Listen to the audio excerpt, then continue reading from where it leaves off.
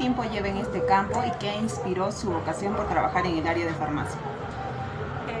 Llevo trabajando en el rubro de farmacia 10 años y lo que me inspiró en estudiar o en trabajar en ello fue porque mi familia se dedicaba al mismo rubro y actualmente ahorita estoy apoyando en uno de sus locales.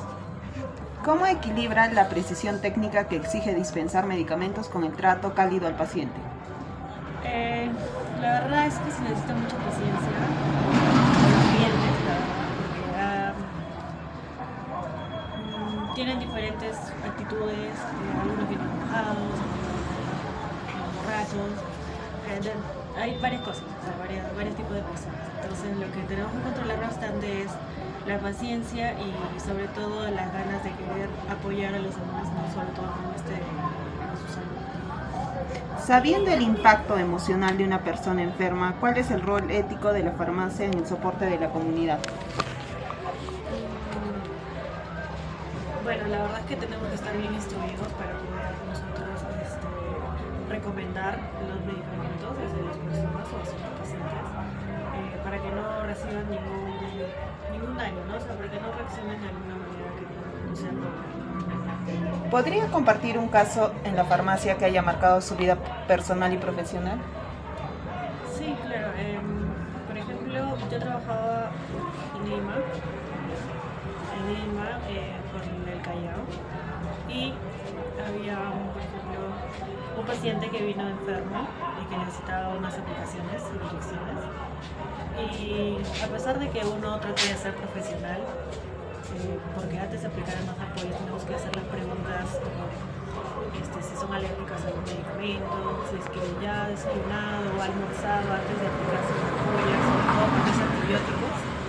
Entonces, hay muchas personas que pasan por alto este tipo de preguntas y simplemente piensan de que nosotros debemos aplicar porque nos van a pagar y ya está. Entonces, lo que sucedió fue que los clientes mintieron, o sea, dijeron que no, que sí habían comido, que la chica había comido y entonces que con normal facilidad normal podía aplicarle, ¿no?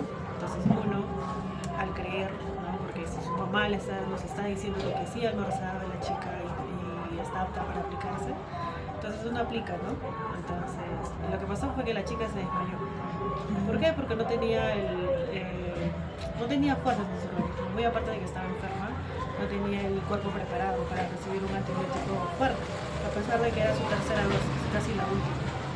Entonces, eso fue lo que a mí me marcó y fue lo que me hizo tener más cuidado en ese sentido, sobre todo en las aplicaciones. Igual en aplicaciones sucede igual con las pastillas. Hay pastillas que son tan fuertes y que, por ejemplo, los clientes piensan de que no les va a hacer nada y al final suelen tener una reacción mala, ¿no? Solamente por el hecho de no comer, porque hay muchas pastillas que necesitan que sí o sí comas antes y hay pastillas que normal lo puedes tomar así con el estómago vacío.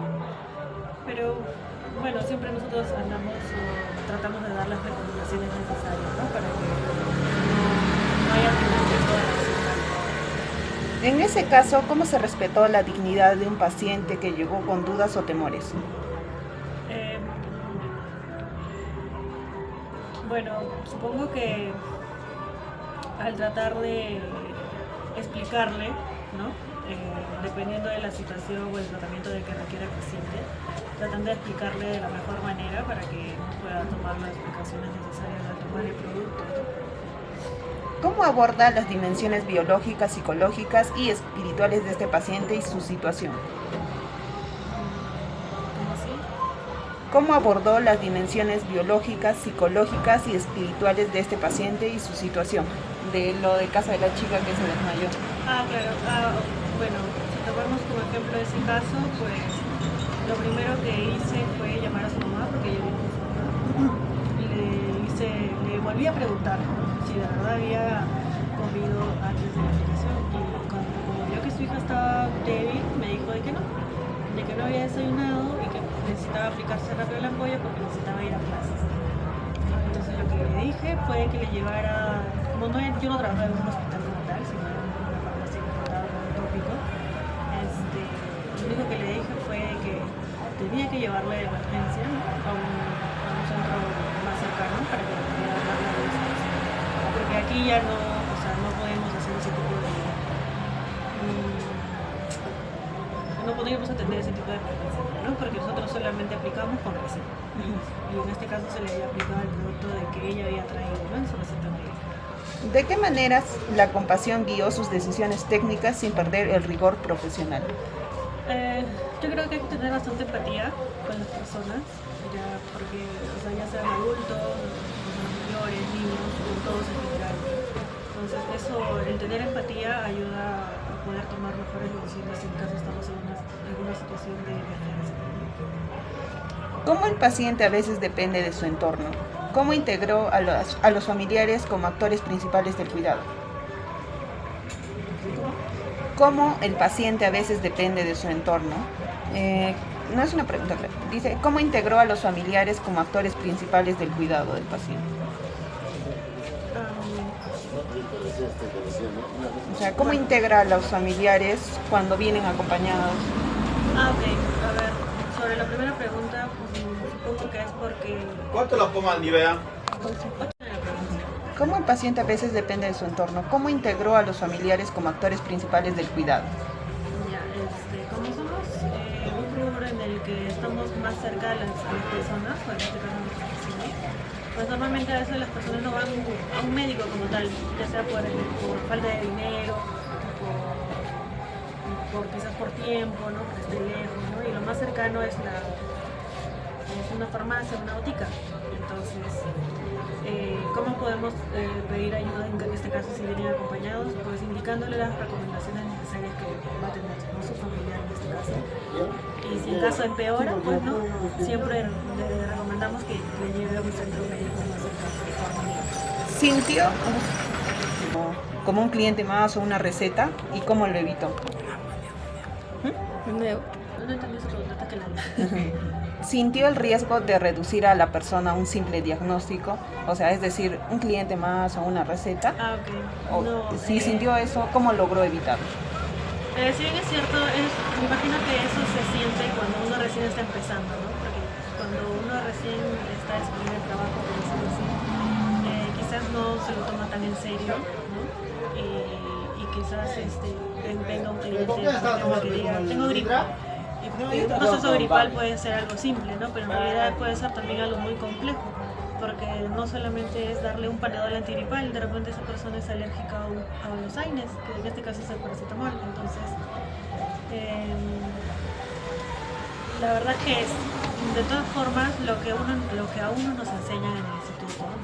Donde sea que hemos estudiado, siempre tenemos que ponerlo en práctica, ¿no? Y lo primero que se nos dice es que siempre antes de atender a alguien tenemos que preguntarle si son alérgicos a algún tipo de medicamento para no tener ningún tipo de problema, ni nosotros ni el paciente. ¿Qué dilemas éticos enfrentó en este caso? ¿Como problemas económicos o automedicación? ¿Y qué criterios usó para resolverlos?